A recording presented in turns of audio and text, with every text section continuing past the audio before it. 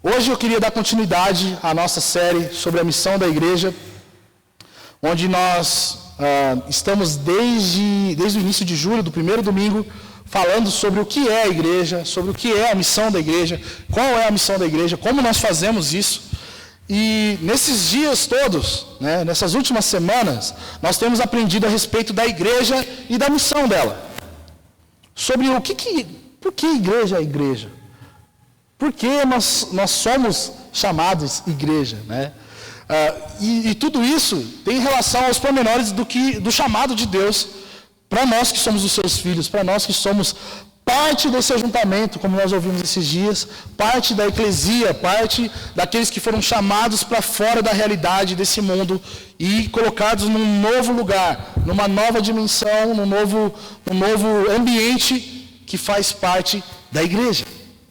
E ela é chamada também de congregação, como nós vimos esses dias, E essa congregação, além de ter um chamado, uma missão, no sentido de ativismo, no bom sentido da palavra, ela também é um sinal para aqueles que são do mundo a respeito de quem Deus é, a respeito do que nós esperamos como expectativa da era vindoura. Por quê? Porque nós fomos tirados dessa realidade caída e trazidos para uma realidade onde Deus é rei. Rei sobre tudo, rei sobre todas as coisas.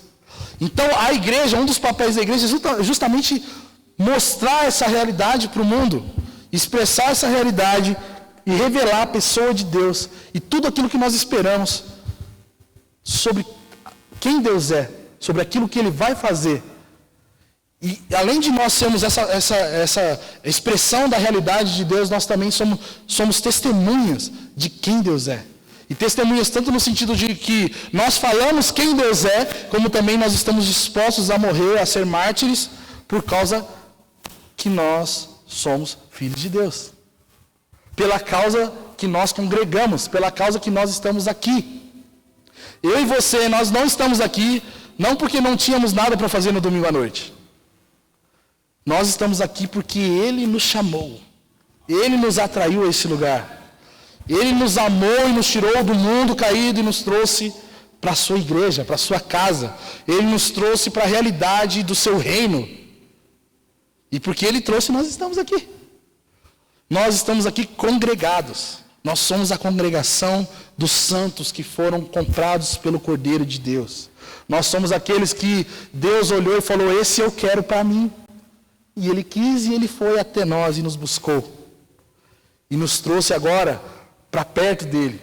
Estar perto dEle é também estar perto e em família. Por quê? Porque nós não estamos sozinhos nesse lugar. Nós estamos agora com pessoas ao nosso redor. E essas pessoas não são pessoas que a gente partilha um certo tipo de amizade. A Bíblia vai falar que nós somos família. Então, você está aqui, você que talvez está chegando agora, você que está tentando entender como que nós nos movimentamos como igreja, a realidade é que nós nos movimentamos como família. Eu e você somos irmãos por causa de Cristo. E aí você pode falar, então quer dizer que nós nos congregamos aqui porque Jesus nos amou? É isso mesmo. Porque Jesus nos atraiu? Sim. Então por que nós estamos aqui? Por causa de Jesus? Também. Quem está comandando essa congregação? É o Web? É eu? Não. Quem é o dono da congregação? Quem preside a congregação? Quem faz parte dessa congregação? Tanto quem é o dono ou quem são as pessoas que são inseridas nessa congregação? Quais são os códigos de conduta dessa congregação? O que pode fazer e o que não pode fazer na igreja? Quem realmente faz parte da igreja e quem não faz parte? Uma das coisas que nós precisamos entender, de primeiro ponto, é que congregar, estar reunidos em uma igreja local, seja aqui, seja na Batista, seja na igreja mais tradicional ou a igreja mais moderna que você possa conhecer, congregar é parte essencial da missão da igreja. Uma das coisas que faz parte da missão da igreja é estarmos juntos, é comermos juntos, é ceiarmos juntos, é orarmos juntos, é estarmos juntos para celebrar o nome de Jesus. A igreja, ela tem esse poder e essa missão de fazer um ajuntamento para que todos juntos sejam abençoados com o quê? Com a presença de Deus no meio deles. E estabelecer ou plantar igreja, se você talvez sente esse chamado, ou você está vendo a nossa jornada, porque nós estamos indo para 2 anos de existência como igreja, estabelecer ou plantar uma igreja é promover a congregação dos santos para louvarem a Deus, para expressar os seus símbolos, a realidade de Deus, a realidade que Deus está atuando no nosso interior, salvando a gente, nos purificando de todo o pecado, fazendo com que o pecado não tenha mais poder sobre nós. Expressar que o pecado não tem mais poder sobre nós, porque a obra do Filho de Deus, ela é completa e ela é viva, ativa em nosso meio. Então, ser igreja não é vir ao culto e esperar ouvir uma boa palavra, receber uma oração e ir para a sua semana, viver a sua vida. Ir à igreja é justamente nos ajuntarmos para expressarmos isso com louvores, com expressões, que Deus nos salvou, que Deus nos amou, que Deus nos trouxe para perto e nos inseriu numa família. E isso é uma expressão de adoração, isso é uma expressão da realidade da igreja local.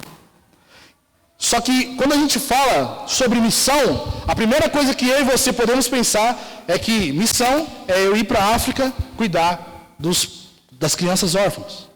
Ou ir para os ribeirinhos, ou ir para o Nordeste, ou ir para as zonas de prostituição. Seja lá o que você possa pensar quando nós falamos sobre missão.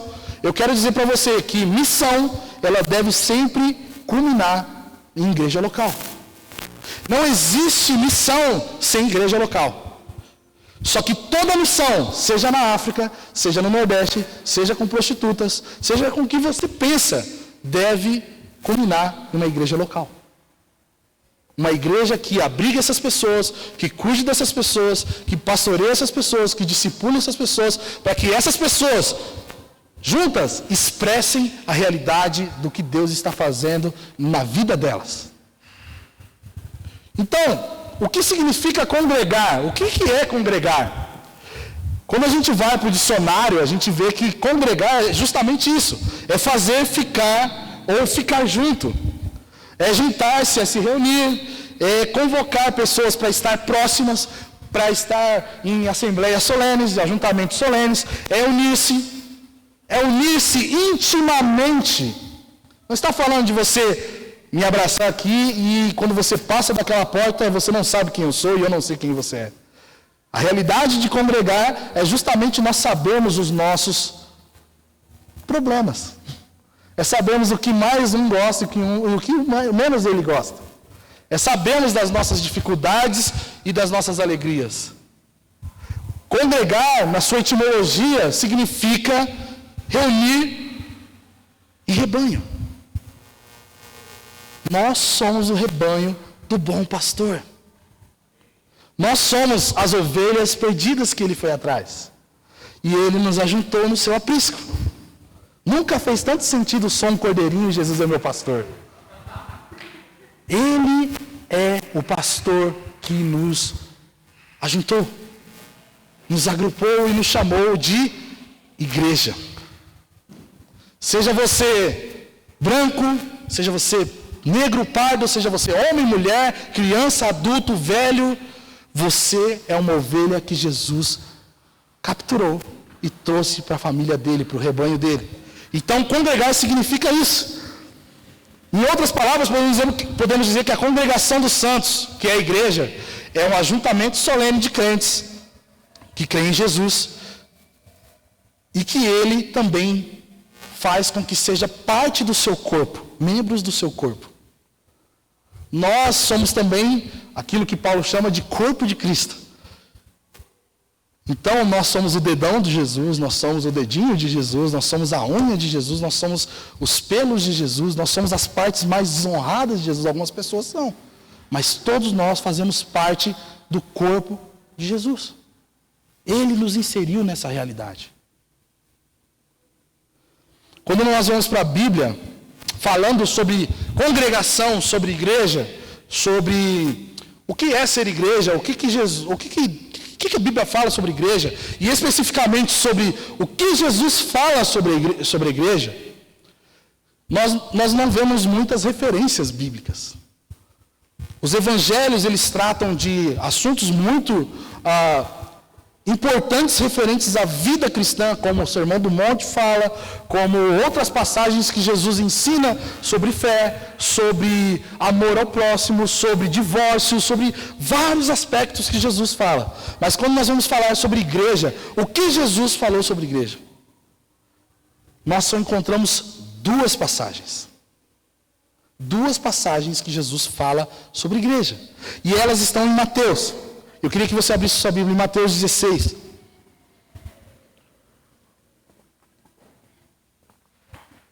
Nessas duas passagens, nós temos dois assuntos que são relacionais, eles se relacionam, mas eles são bem diferentes na perspectiva macro da coisa. Porque a primeira coisa que Jesus fala sobre a igreja é sobre o seu fundamento, sobre o que fundamenta a igreja. A segunda coisa que Jesus fala, ele ensina como nós devemos lidar com o pecado dentro da igreja. Jesus não ensinou sobre como lidar com finanças. Jesus não ensinou como fazer discípulos dentro da igreja ou como multiplicar a igreja. Jesus ensinou sobre o fundamento da igreja e sobre como lidar com pecados. Porque ele sabia que essas duas coisas seriam as duas coisas mais atacadas e mais prejudiciais se não houvesse uma clareza sobre o que é, sobre como ele vê, sobre como ele deseja. Como igreja, nós devemos nos atentar a esses dois ensinamentos, porque eles fazem parte das práticas da igreja. Não fala necessariamente de uma teologia filosófica ou uma teologia sistemática, mas sobre como nós podemos praticar igreja. Como nós podemos viver igreja. E eu gosto o pessoal que faz o catecismo, se você não assistiu, eu quero que você assista a aula 8 do catecismo desse ano. Eu ensino como você sair da Imago Dei e procurar uma igreja saudável. Quem fez essa aula sabe que eu ensino isso. Nós não temos problema em ensinar isso para vocês. Muito pelo contrário, é importante. E uma das coisas que fazem parte de uma realidade de igreja saudável, marcas ou práticas de uma igreja saudável, é se ela é fiel na pregação da palavra e em relação à sua confissão de fé. E a segunda coisa que nós falamos que fazem parte de uma prática de uma igreja saudável é se essa igreja ela é fiel na hora de corrigir ou exercer disciplina sobre os membros da igreja. Então, se você veio aqui para ver vídeos sobre pessoas pobres e carentes que precisam do evangelho, talvez na próxima semana. Mas hoje nós vamos falar como lidar uns com os outros. Hoje nós vamos falar como lidar com a confissão de fé da igreja de Jesus. Porque isso faz parte de ser igreja. Faz parte da missão de igreja. Amém? Então, Mateus capítulo 16, versículo 13. Deixa eu abrir aqui.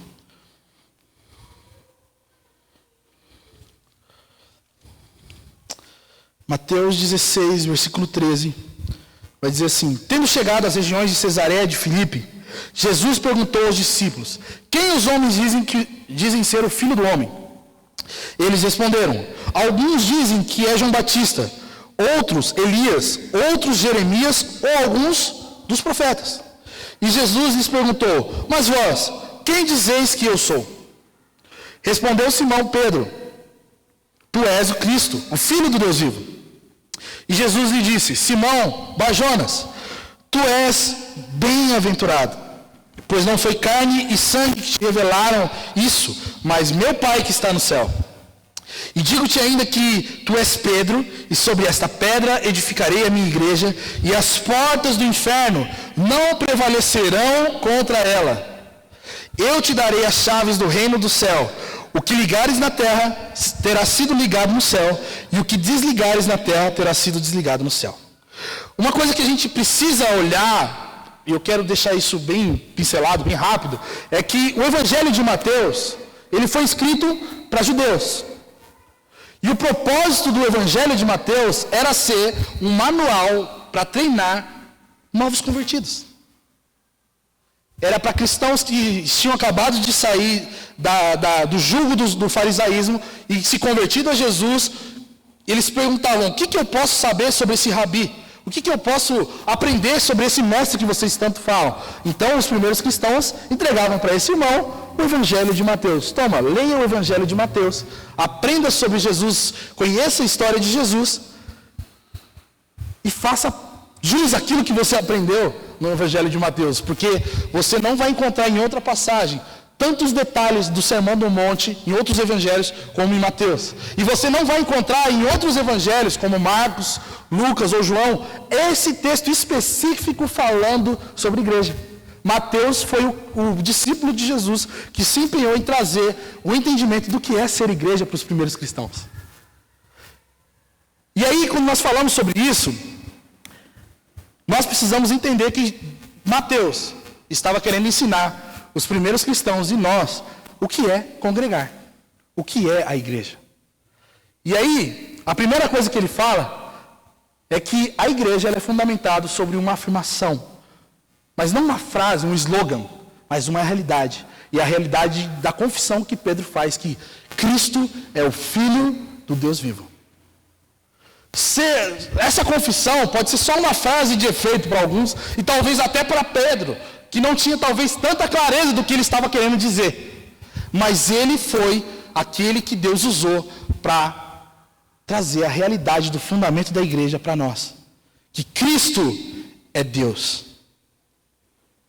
Que aquele homem que eles falavam que era um profeta, ele é o prometido de Deus para as nações. Ele é o prometido de Deus para que toda a terra conheça quem Deus é. Ele é a provisão de salvação. Pedro, talvez ele não tinha total consciência do que ele tinha acabado de confessar. Mas o que ele falou era a verdade nua e crua de quem era Jesus. Porque as pessoas elas tentavam rotular Jesus como um dos profetas, porque Jesus falou que talvez destruiria o templo, assim como Jeremias. Ou Jesus, ele faz sinais miraculosos como Elias ou como João estava falando por aí a respeito do Evangelho, sobre arrependimento, sobre que o reino de Deus estava chegando. João pregava isso. Então as pessoas tentavam rotular Jesus como esse homem. Pedro fala: não, ele não é esse homem. Ele não é igual a esses homens, ele é Deus. Ele é o prometido. E isso seria escândalo. Embora um dos seus ofícios, um dos ofícios de Jesus fosse ser profeta, Jesus, ele é muito mais do que um profeta. Ele é a profecia viva. Ele é a inspiração de todos os profetas. Ele era aquele que congregava os profetas. Ele era dono dos profetas. E isso nos mostra mais uma vez a responsabilidade de confessar quem Jesus é.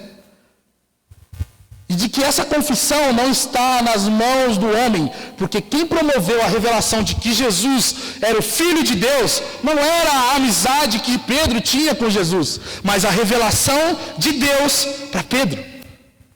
A revelação de quem Deus é, não é de uma igreja única, mas é do próprio Deus que Ele dá à sua igreja. E essa revelação, ela não está ligada a nenhum tipo de filosofia ou ideologia que nós queremos amarrá-la. Ela não está ligada a um pensamento só, a uma linha de pensamento. Mas ela só pertence a Deus e à sua igreja. O que isso significa também?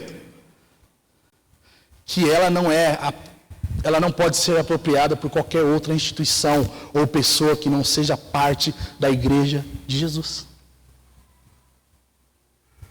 Pedro só disse o que disse pelo fato de ele ser uma pedra. Porque aqui quando Jesus fala: Pedro, tu és Pedro, ele está fazendo uma brincadeira de palavras.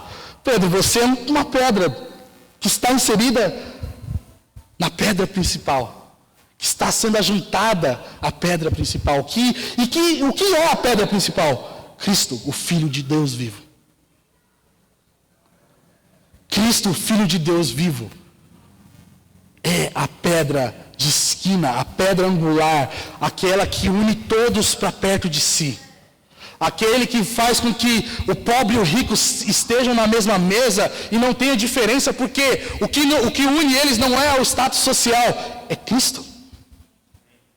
É aquele que chamou eles para perto. E Pedro era só mais uma pedra ligada à pedra angular. Tanto que Pedro, e na sua primeira carta, ele vai falar, a pedra é Cristo. Não sou eu a pedra. Ele só brincou e falou que eu era uma pedra, mas a pedra principal é Jesus, o Filho de Deus. Esse é o fundamento da igreja. E tudo o que a gente possa imaginar sobre o que é ser igreja, o que é ser cristão, como se forma um cristão, deve ser baseado nesse ponto. Jesus é o Filho de Deus. Se nós olharmos para a história do cristianismo, com tantos erros e acertos, nós tivemos homens que foram usados por Deus para promover e para manter esse fundamento intacto. Quando nós olhamos para a história do gnosticismo, o movimento gnóstico que surge justamente para relativizar e diminuir a realidade de que Deus é Cristo e Jesus, Cristo, é Deus. E Ele é o Criador de todas as coisas, Ele é aquele que rege toda a criação, Ele é aquele que controla os limites do mar, Ele é aquele que controla a quantidade de oxigênio exata para nós respirarmos. Ele é o dono de todas as coisas, e Ele é o fundamento da igreja. A igreja só é realidade, só é verdade porque existe Cristo. Porque senão nós poderíamos ser um motoclube. Porque senão nós poderíamos ser qualquer outra coisa, um time de futebol. Mas nós não poderíamos ser igreja. O que vai diferenciar o nosso ajuntamento de qualquer outro ajuntamento é a pessoa de Jesus Cristo. E é por isso que Ele só é da igreja. Cristo não é de todos, mas Ele busca todos que Ele quiser. Cristo é o dono da igreja. Essa atribuição de que Jesus é o Filho de Deus, ela não veio de homens, como eu falei, ela não vem de uma camaradagem que nós temos com Jesus, mas vem da revelação do próprio Jesus, do próprio Deus, que quer edificar pessoas, eu e você, a estarmos inseridos e próximos, unidos a Jesus. Nós nunca vamos conseguir fazer isso de maneira braçal, de maneira manual, de maneira humana. Isso é obra de Deus. A igreja é uma obra de Deus. Ela não é obra de homens. É homens trabalhando para um Deus. Homens trabalhando para um fundamento. Só que quando nós pensamos sobre isso também, nós temos que entender que Jesus é amor. O amor é uma pessoa. Jesus é a verdade. Logo, a verdade é uma pessoa. A verdade não depende do ponto de vista de alguém. A verdade depende da pessoa que ela é. Assim como o amor não depende do quanto que eu sinto, mas sim do quanto que eu estou ligado a quem Jesus é. Porque Ele me ensina a amar. O relativismo, tudo aquilo que possa tentar distorcer e diminuir a pessoa de Cristo é um atentado contra o fundamento de Cristo, da igreja, que é Cristo. E isso nós não precisamos ir para muito longe. Dentro da igreja existem pessoas que querem diminuir esse fundamento. Não vamos falar dos de fora. Existem pessoas que ainda não entenderam que nós só somos igreja porque Jesus é Deus. E sabe o que é mais lindo disso? É que Deus ele promove isso para a igreja porque Ele quer que a igreja seja capturada pela pessoa de Jesus. Ela seja apropriada pela pessoa de Jesus. 1 Timóteo 3, versículo 15, diz assim que, diz Paulo instruindo sobre como resolver quem seria presbítero e diácono dentro da igreja. Ele vai dizer assim: escrevo-te estas coisas, esperando em ver-te em breve, para que se eu tardar, você, Timóteo, fique ciente de como você deve proceder na casa de Deus, que é a igreja. A igreja do Deus vivo, a congregação do Deus vivo, a coluna e baluarte da verdade. Sabe por que nós podemos ser igreja? Porque nós temos Jesus. Mas sabe qual que é a diferença? Que isso pode soar muito pejorativo, mas eu quero que você receba com muito amor e eu quero que você entenda. A igreja é a única instituição estabelecida por Deus para ter a verdade consigo. Ela é a detentora da verdade. Ela é o alicerce, a coluna da verdade. Qualquer outra instituição, qualquer outro tipo de pensamento, qualquer tipo de academia filosófica não tem a verdade por completa, porque Deus deu Cristo à igreja. E isso dá muito temor. Porque por causa disso muitas coisas foram feitas erradas. Muitas coisas são feitas de maneira irresponsável. A igreja, eu e você, fomos comissionados por Deus para sermos agentes da verdade, mesmo que o mundo diga que a nossa verdade não seja verdade. A nossa verdade é a verdade porque a verdade é Cristo. O nosso amor deveria ser verdadeiro não porque nós sabemos namorar, nós sabemos casar. Nosso amor é verdadeiro porque nós temos Cristo. Nós temos Jesus. Isso nos dá temor. Quando eu estava lendo sobre isso hoje, falei, Deus, por causa disso muita gente fez besteira no passado.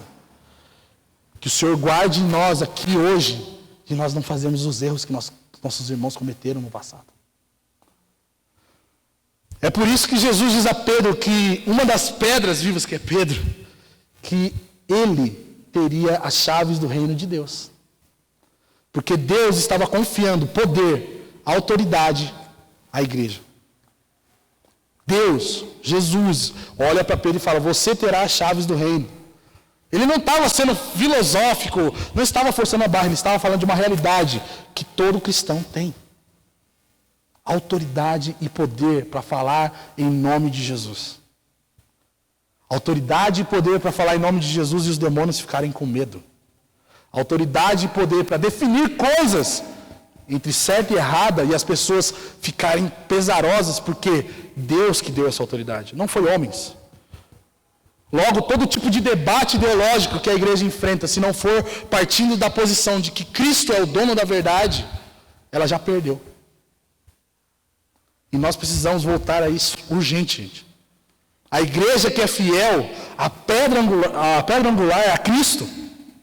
Ela desfruta dessa autoridade, porque ela entende que não diz respeito a um movimento, a um juntamento de pessoas baseado nos seus próprios interesses. Nós não estamos reunidos aqui porque nós gostamos de música A ou música B, ou porque nós torcemos para o mesmo time. Nós estamos aqui porque os nossos interesses pessoais estão ficando de lado para nós termos um único interesse, Jesus. E é pensando sobre isso que nós vamos para o segundo ensinamento que Jesus nos dá a respeito de igreja. Porque se a igreja tem autoridade, ela precisa usá-la. Amém? Faz sentido? Se Deus deu autoridade à igreja, nós precisamos usá-la da maneira que Ele espera que nós usemos. Da forma correta. Da forma que deve ser feito mesmo. E o segundo ensinamento que nós vemos Jesus falar é justamente em Mateus 18. Abra sua Bíblia em Mateus 18.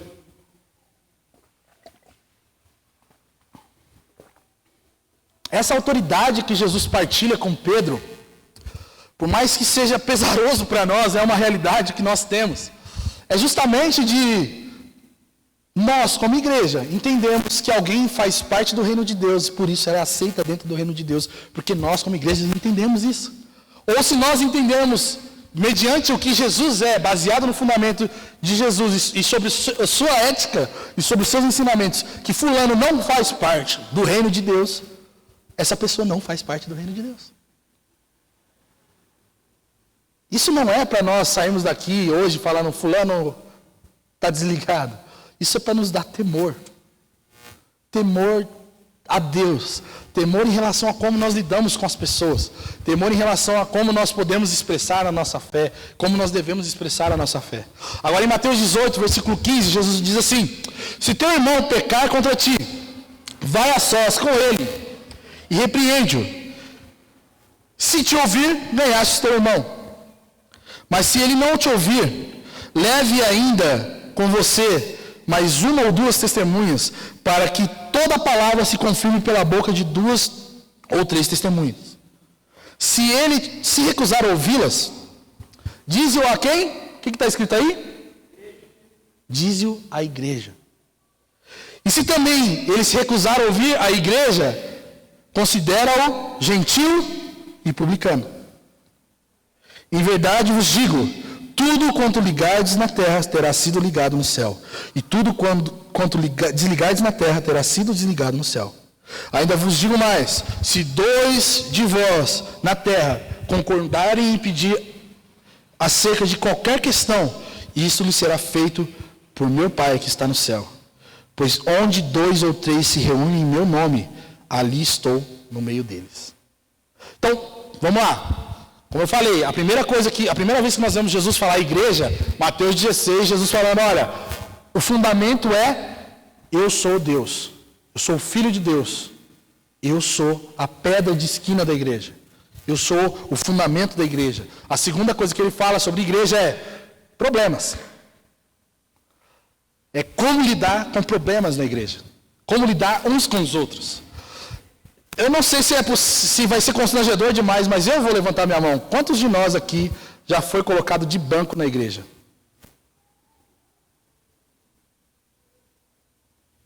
Faz parte. Faz parte da realidade do que é ser igreja. Injustamente ou justamente, biblicamente ou não, nós já vamos falar. Mas faz parte da realidade de vida de igreja, disciplina. Por mais doloroso que seja, por mais difícil que seja, bem-vindo ao clube. Bem-vindo à realidade de que você foi chamado para fazer parte de um ajuntamento. E esse ajuntamento, ele é santo. E porque ele é santo, o pecado não pode ficar no nosso meio. Eu não estou falando que nós vamos hoje cancelar pessoas. Mas Jesus ensinou que no meio da congregação dos santos, deve-se ter pessoas que estão querendo ser santas. Deve ter pessoas que estão dispostas a pagar o preço de ser santas. E ele nos instrui como lidar com questões sobre pecado. A disciplina, ela é algo de Deus para a igreja. Nessa passagem, Jesus ele está instigando e encorajando a igreja, e nos encorajando como igreja, a sermos fiéis em aplicar disciplina uns com os outros. A nós sermos fiéis a Deus e ao nosso irmão em Cristo. Embora hoje nós tenhamos os piores exemplos, as piores experiências, as piores realidades em relação a esse assunto, é algo que faz parte da vida de igreja. É algo que faz parte da realidade de ser igreja. Disciplina, ela é um dever essencial para a manutenção da pureza da igreja e para a manutenção da doutrina da igreja. Então, meu irmão, se alguém a partir de hoje te procurar para te repreender, é porque ele te ama. É porque ele está sendo um missionário. É porque ele está comprometido com o fundamento. A disciplina ela é uma recomendação saudável para a igreja. E ela é uma forma de manifestar a unidade entre os irmãos uns com os outros. E dos irmãos serem unidos a Jesus. Ninguém vai aqui chegar em você, e nem eu posso fazer isso, e ninguém pode fazer isso comigo, amém? Porque eu sou São Paulino, ou porque você não veio de saia para o culto. Quantas pessoas já foram machucadas com isso? Ou porque você não tem um terno, ou porque você fala mano, mina, ou porque você não pensa como seu pastor, e você foi... Deus está aqui para curar pessoas disso. Mas a realidade é que disciplina não existe para isso. A disciplina é um compromisso de todo cristão que ama a Deus e expressa amor pelo Senhor e pela sua santidade. E também expressa amor e comprometimento com a santidade do irmão que está em falta. O fato de alguém querer, o que motiva alguém a disciplinar outra pessoa, não pode ser, em hipótese alguma, o não gostar. As personalidades diferentes, os arranhas que a gente tem, porque um é mais emocionado que o outro. O que nos motiva a disciplinar uns aos outros é porque nós amamos uns aos outros. Porque nós nós amamos tanto a Deus que nós obedecemos o amar uns aos outros, que nós vamos corrigir o nosso irmão. E eu queria falar de algumas coisas o que é a disciplina? Ou para que serve a disciplina nessa noite? Então a primeira coisa que eu quero falar para vocês é que a disciplina ela é um antídoto contra a fofoca e todo tipo de desprezo dentro da igreja. Aqui não acontece isso, ironicamente falando. Mas quantos de nós já nos reunimos para falarmos mal de uma pessoa, sem ao menos chegar nessa pessoa e falar assim, cara, você tem problema com isso. Você precisa se arrepender disso. Vamos juntos nos arrepender sobre isso?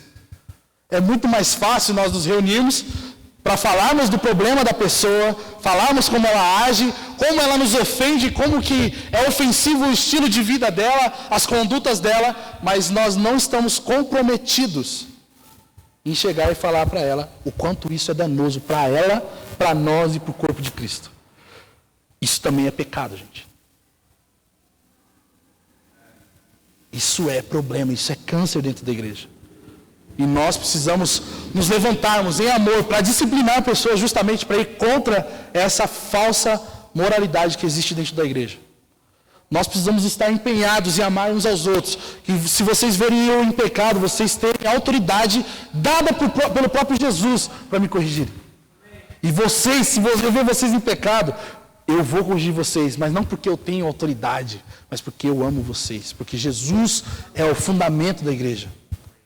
Sabe o que Ezequiel, capítulo 33, versículo 8, fala sobre aquelas coisas que nós vemos nas pessoas de errado, os comportamentos pecaminosos e nós não falamos?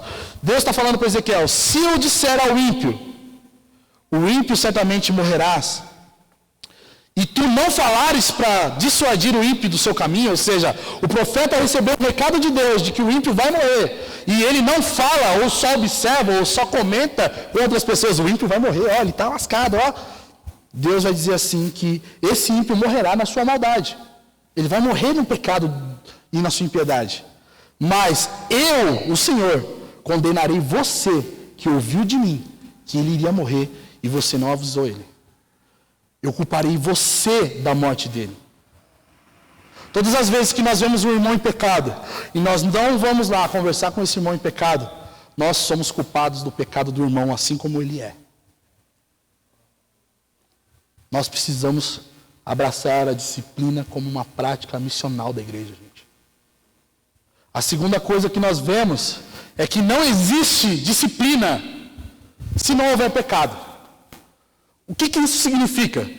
Você pode não gostar do time do seu irmão, você pode não gostar do cabelo do seu irmão, você pode não gostar da roupa, do jeito mineirês que ele fala, você pode não gostar do que for, mas se ele não tiver pecado, ele não é passivo de disciplina. Sabe por quê? Porque a igreja de Jesus ela é feita de pedras, e pedras são diferentes umas das outras. Nós não estamos aqui para formatar pessoas iguais à minha realidade, ao meu cristianismo, à forma como eu oro. Nós estamos aqui para nos juntarmos à pedra viva que é Cristo. De alguma forma, Ele vai fazer com que nós nos encaixemos. De alguma forma, mesmo talvez você não fazendo, sendo compatível com o meu estilo, Ele vai fazer com que nós nos amemos, porque é obra dEle. Logo, as nossas diferenças não pecaminosas não são motivos de disciplina. Se não tem pecado, não tem disciplina.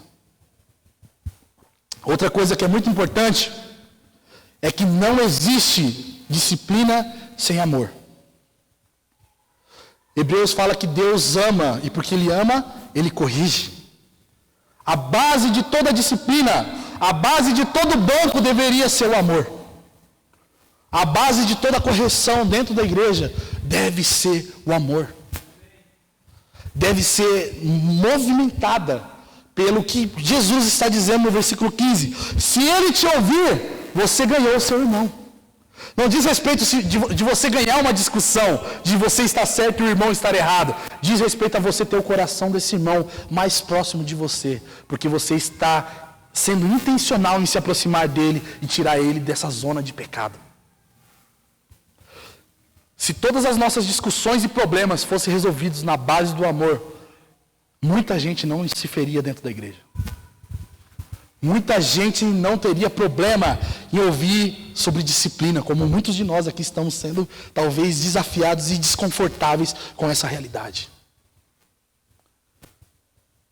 A base da disciplina é o amor. Nós não vamos disciplinar nenhum cristão, nós não vamos conversar ou apontar nenhum tipo de pecado. Não é um toma lá da cá. Não é eu falar do seu pecado, Tiago, e você, porque você ficou ofendido, você querer falar de mim. É a gente se ajudar a ser santo. É a gente se amar ao ponto de nós estarmos com o propósito de resgatarmos uns aos outros da nossa inércia de pecado. Quem age para corrigir o irmão no lugar de eu estou certo e você está errado, está agindo com qualquer outro espírito imundo, mas não o espírito de Cristo. Quem age para corrigir ou apontar o pecado de alguém de maneira acusadora e não de uma maneira misericordiosa, ela está sendo influenciada por qualquer tipo de demônio, mas não pelo Espírito de Jesus. Deus derramou o seu Espírito sobre a igreja justamente para nós sabermos lidar uns com os outros, gente. Nós precisamos de graça uns com os outros. A começar de mim, eu preciso de graça. Eu preciso de graça para lidar com vocês. Eu preciso ser constrangido pelo Espírito Santo para amar vocês, não baseados na minha justiça, não baseados nos meus achismos, mas naquilo que Deus está fazendo em vocês. Eu preciso ser manso, misericordioso, não porque se eu for legal vocês vão ser legais, mas porque eu estou comprometido com Jesus. É assim que a gente vive. Outra coisa que nós podemos falar aqui sobre disciplina é que a disciplina não precisa vir necessariamente, inicialmente, do pastor da igreja. Qualquer cristão que nasceu de novo, que tem o Espírito Santo, que ama Jesus, que está ligado à congregação, pode iniciar um processo de disciplina com um irmão que esteja ligado à congregação de Jesus. Então, você não precisa contar para o pastor que você viu um pecado de um irmão. Chega no teu irmão e fala: irmão, eu vi que você falou de jeito errado. Eu vi que você tratou o seu filho de uma maneira errada. Eu vi que você foi ríspido com a sua esposa. Ou esposa, eu vejo que você é manipuladora com o seu esposo. Ou pai, eu preciso que você entenda que você não pode atentar ao seu filho à ira. Nós precisamos ter a liberdade de falar uns com os outros. E essa liberdade ela é promovida pelo próprio Jesus quando fala que nós somos santos. Que nós fazemos parte do seu ajuntamento. Que nós fazemos parte da sua família. Que nós, por nós estarmos ligados a Jesus, nós podemos fazer isso. Ah, mas e se o irmão não te ouvir porque você é irmão da igreja? Faz o que Jesus falou em Mateus 18. Leva mais 2 pessoas para você ir confrontar ele. Ó, irmão, estou chamando mais 2 pessoas aqui para falar que você está em pecado. Porque eu te amo, eu estou aqui. Eu não estou aqui para te acusar, eu quero caminhar com você os passos para você ser livre desse pecado. Se ela não ouvir, aí a gente volta para Mateus 18 e Jesus vai falar assim para a gente falar o quê? Falar à igreja. Fala para a igreja: gente, nós temos um irmão que está em pecado. Nós temos alguém no nosso meio que não está andando de acordo com o fundamento que é Cristo. E nós precisamos ajudá-lo. Vamos falar para ele: irmão, se arrependa do seu pecado. Imagina uma igreja de 100, 200, 1000, 10 mil pessoas se mobilizando em amar um pecador. Normalmente essas igrejas elas estão muito mais propícias, e nós estamos muito mais propícios a fazer isso para lá fora. Vamos amar os perdidos. Mas tem tanta gente perdida dentro da igreja que precisa desse cuidado, gente. Se a gente não sabe cuidar dos de casa, a gente não vai saber cuidar dos de fora. A igreja precisa estar comprometida em ser disciplinada, em exercer disciplina. Se ela não age, se essa pessoa não age depois que a igreja se movimentou, aí nós vamos para um outro ponto, que é um problema, talvez, que é a exclusão desse irmão. E é bíblico, gente. É bíblico excluir pessoas em nome de Jesus. Que Deus nos livre de acontecer isso. Mas é bíblico. Quando a gente vai para 1 Coríntios capítulo 6, Paulo começa a falar de uma situação meio embaraçosa, de um cara que estava pecando, acho que com sua madrasta, pelo contexto a gente entende dessa forma. E a igreja estava deixando esse cara entrar na igreja, tomar ceia, orar uns pelos outros, e fazer tudo bem, e ninguém chegava nesse cara e falava: meu irmão, você está em pecado.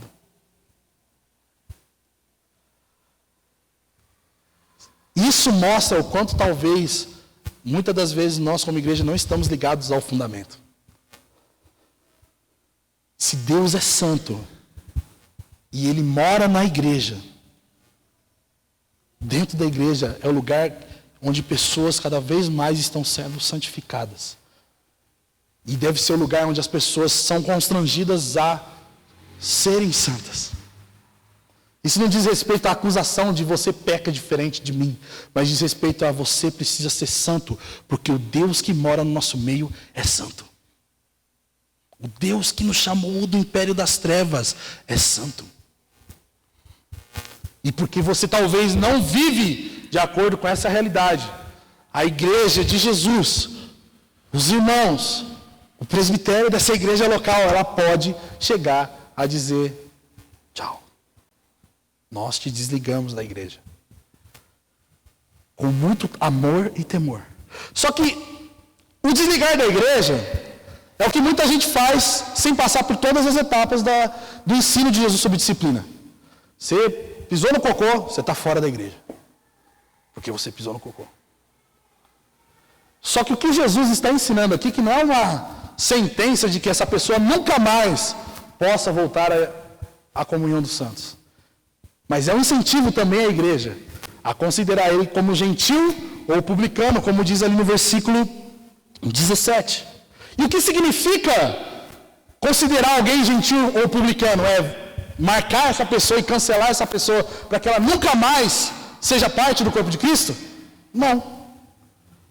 O gentil ou publicano, no contexto de Mateus que estava escrevendo para os judeus, era justamente: considera ele alguém que não conhece Cristo.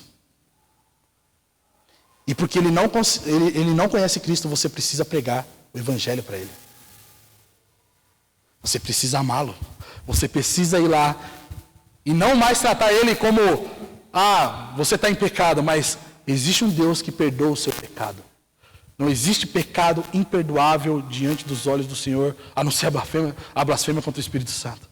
O resto tudo, o adultério, a mentira, a pornografia, o roubo, as piores coisas que um ser humano pode fazer, são passíveis do perdão de Deus. E nós, como igreja, nós não podemos simplesmente, chegou na fase da exclusão, nós não temos nenhum tipo de comprometimento com quem foi excluído. Nós temos pregar o evangelho. Apresentar quem Jesus realmente é. Porque se nós estamos reunidos aqui por causa de Cristo, e Cristo é o fundamento, esse irmão, essa pedrinha que estava no nosso meio, talvez ainda não entendeu que o que faz dela parte de nós, não é ela ser legal, ou nós compactuarmos das mesmas coisas, é Cristo. Jesus é aquele que preside o julgamento da igreja. Porque o que Jesus está falando sobre disciplina é justamente como se fosse um tribunal, onde pessoas vão ser levadas para serem julgadas. E o que julga não é o homem. Quem julga aqui é o próprio Jesus, quando deixa explícito as suas vontades e os seus desejos com o seu povo. Que é: sejam santos porque eu sou santo. Vocês estão comigo? Então, meus irmãos, o nosso compromisso não é com nós mesmos. Não é porque eu não gostei do que ele fez. Jesus gostou do que nós estamos fazendo. Jesus gosta da maneira que nós entramos na igreja e nos relacionamos uns com os outros. Jesus gosta das amizades que você faz dentro do corpo de Cristo só para promover interesses próprios, ou você está disposto a ter comunhão com quem você menos tem proximidade. É por causa de Jesus que nós estamos aqui. É por causa de Jesus que nós disciplinamos uns aos outros. E é por causa de Jesus que nós vamos pregar àqueles que não entenderam o Evangelho e foram excluídos. Disciplina dentro da igreja é algo santo. É algo que deve ser levado a sério. E deve ser levado a sério não porque nós somos homens sérios, homens santos, mas porque quem manda na gente é Jesus.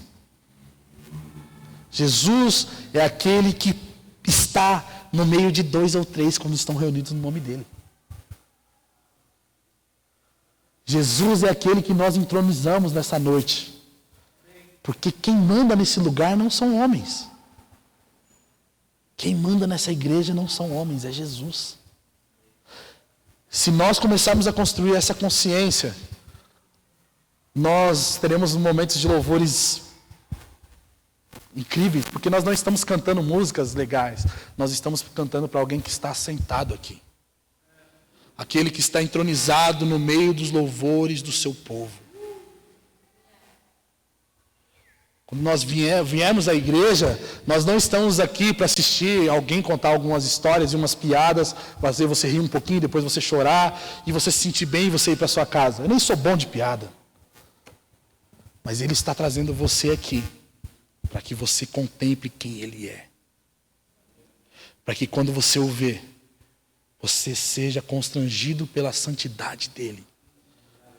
Para que você seja instigado a olhar para Ele e começar a falar, eu preciso ser como Ele é. E essa comunidade vai começar a se movimentar. Não, nós precisamos ser uma igreja forte. Nós precisamos ser uma igreja que Jesus more. Nós precisamos ser uma igreja em que Jesus está assentado sobre ela. E Ele manda o que fazer e o que não fazer. Como viver ou como não viver. Um último ponto é que a missão da igreja também é disciplina. Considerar alguém como gentil publicano nesse contexto é justamente pregar o evangelho para ele. Diz respeito a ver como ele foi. Não é só tchau. É ser missional com quem está perdido dentro da igreja. É estar disposto, nem que seja ensinar o beabá de novo. Olha, Deus é o Criador de todas as coisas. Deus morreu no seu lugar e no meu lugar para que nós fôssemos vivos. É ensinar que Jesus é o Filho de Deus. É Deus que encarnou e virou homem e sofreu os piores dos horrores, a pior morte, a pior punição no seu e no meu lugar. É estar comprometido com o Evangelho. E sabe o que é lindo? Porque quando Jesus está falando sobre isso, muitas das vezes a gente pode estar entendendo que Jesus está querendo ensinar como a gente resolve o problema de igreja. Mas Jesus também está deixando claro que Ele se alegra. E nós devemos nos alegrar quando alguém ouve e acata uma disciplina e caminha em relação à disciplina, em relação à correção. Ele se alegra quando um pecador se arrepende. Lucas 15 vai dizer assim que há festas nos céus quando um pecador se arrepende. E a gente usa esse contexto quando alguém está vindo novo para a igreja. Mas quando um de nós nos arrependemos dos nossos pecados, porque nós estávamos perdidos neles, mesmo fazendo parte da comunidade de Jesus, nós somos abraçados de novo pelo Pai. Nós somos celebrados porque nós estávamos perdidos e nós fomos achados, mesmo talvez vivendo em congregação. E nós devemos nos alegrar quando alguém dá um passo em relação à disciplina. Nós não devemos, eu sei que é muito difícil isso, porque talvez eu já fiz isso com pessoas, infelizmente. E talvez eu passei por isso, onde pessoas olhavam para mim quando eu estava de banco e falavam, ixi, isso aí ó, nem chega perto. Isso não pode ser uma realidade na nossa igreja, gente. E eu não estou comprometido em te corrigir porque eu sou o cara e você não é ninguém. Eu preciso estar comprometido com a realidade de que Jesus é dono da igreja. Nós precisamos estar comprometidos em disciplinar uns aos outros, porque faz parte da prática de igreja sermos fiéis a Cristo e fiéis uns com os outros. Agora, quando nós falamos sobre passos práticos, quando você for talvez corrigir um irmão, porque eu quero instigar você essa semana e na próxima outra semana e na sua vida inteira que você caminhe com Jesus a ser disposto a disciplinar pessoas e também disposto a abraçar a correção. Quando você talvez for a um irmão que está em falta com o corpo de Cristo, falta com você, talvez está vivendo em pecado, vá com brandura, vá com mansidão. E se você se você é um irmão em falta, como muitas das vezes a gente pode ser esse irmão em falta, como eu já fui esse irmão em falta, se alguém vier te corrigir, ouça. Mas ouça ativamente. Presta atenção em cada palavra. Porque o que ele está falando não é apontando o teu erro. Não é apontando o meu erro. Mas é trazendo vida de Deus para nós. Pondere. Não seja primeiro, não se arme já de vez. Eu sei que é muito comum a gente fazer isso. Mas nós não estamos mais sendo guiados pela velha natureza. Nós temos o Espírito de Deus em nós. O que você e eu podemos estar vivendo em pecado talvez seja uma coisa que faz parte do nosso processo de maturidade cristã. Ouça, pondere. Não se justifique e nem queira talvez retribuir essa pessoa com outro pecado que ela fez contra você ou que ela faz. Ouça. Não se esquive da disciplina. Não fuja do processo. Provérbios 12, versículo 1 ao versículo 3 diz assim: o que ama a disciplina, ama o conhecimento. Mas o que odeia a repreensão é estúpido. O homem de bem alcançará a favor do Senhor. Mas ao homem de intenções perversas, o Senhor o condenará. O homem não se estabelecerá pela impiedade, mas a raiz dos justos não será removida. O que isso significa? É que se talvez você está numa igreja onde pessoas são frouxas, pessoas elas não estão comprometidas com santidade, querem ficar falando do seu pecado mesmo e não vão te confrontar, não tem problema. Deus vai culpar elas desse pecado e do seu pecado também. Mas a sua raiz ela vai ser removida. Se você está aqui nessa noite é porque Deus te ama. Se você está aqui nessa noite não é porque você caiu no lugar errado. Deus ama você e Ele está te chamando para abraçar o caminho da disciplina. Quando for disciplinar alguém, se você for disciplinar alguém, tenha passos práticos. Não seja acusador, porque é muito fácil a gente falar da falha dos outros. Eu quero ver você falar, faça isso que vai ser melhor. Vamos caminhar nesse caminho que vai ser bênção para você e você vai ser livre desse pecado. Proponha caminho de arrependimento, de sabedoria e de mudança para o irmão que está em falta. Não chegue nele e fale, você é pecador. Ame ele. Esteja disposto a caminhar a segunda milha. Mas vai, corrija. E o último ponto que eu acho muito importante nós falarmos é o que Jesus ensina sobre o Sermão do Monte. Não lance pérolas aos porcos. O que isso quer dizer? É que a disciplina ela é só cabível para quem faz parte do corpo de Cristo. Não queira disciplinar alguém baseado em Mateus 18 se ele nem é cristão. Pregue o evangelho para quem não é cristão. Mas quem faz parte da sua família de fé, ame-o, discipline-o, corrija-o, encoraje-o a ser santo. Isso faz parte da missão da igreja. Eu queria que nós orássemos nessa noite. Feche seus olhos.